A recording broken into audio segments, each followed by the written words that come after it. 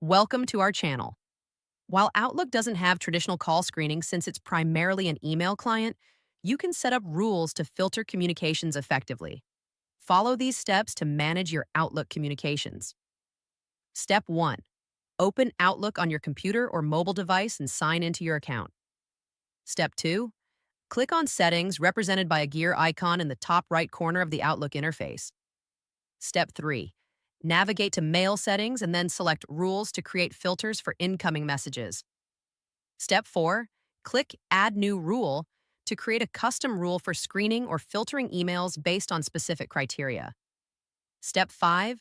Set conditions for your rule, such as sender email address, subject keywords, or message content to identify communications to screen.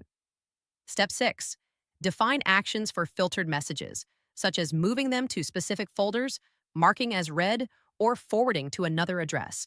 Step 7. Enable Focused Inbox feature in Outlook settings to automatically separate important emails from less important ones. Step 8. Test your screening rules by sending test emails that match your criteria to ensure they're being filtered correctly. Don't forget to like this video and subscribe to our channel.